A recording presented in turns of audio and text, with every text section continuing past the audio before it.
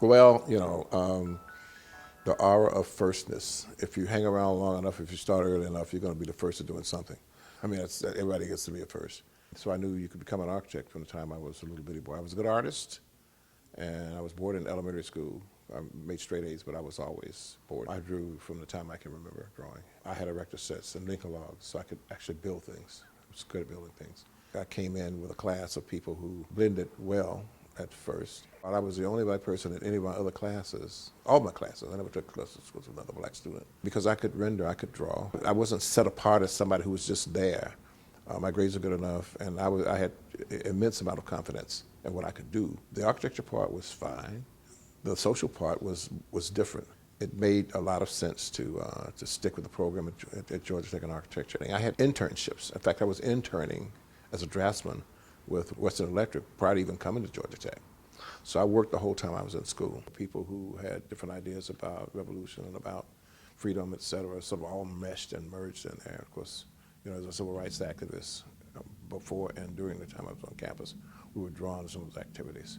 Midtown was a place that dared to sort of experiment in diversity before a whole lot of other places did, but in terms of integrating both high-end and low-end and middle-end and housing and people who were students. Midtown was a place where all that stuff came together. It still comes together. And I think the thing about Midtown was that it did come together in pieces. It didn't come together as a grand scheme, even though there's a blueprint and people were risking ideas to come along and build things on the node first and then certain other areas. That's because, development goes through cycles. And there were times when the activities you expected to have happen just were not happening fast enough.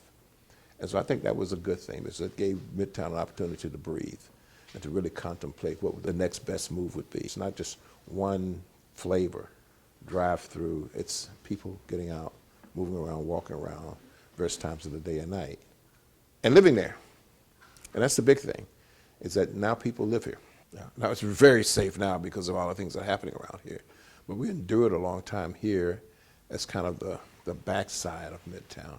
Because when you go 2 streets off of Peachtree going in an easterly direction, you're in a residential area where things are very nice. You go 2 streets in this direction, you're at the expressway.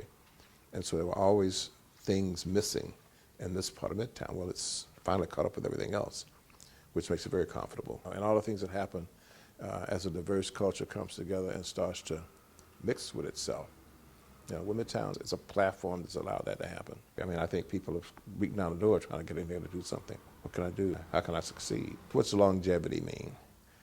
A community that's been in place for 40 years, that has overcome its growing pains and obstacles, and has been true to a vision, a standard of excellence in design, and talks about raising that bar so that we can have better designed buildings, so we can have better engagement with people in the street, that can have these opportunities for green spaces, et cetera.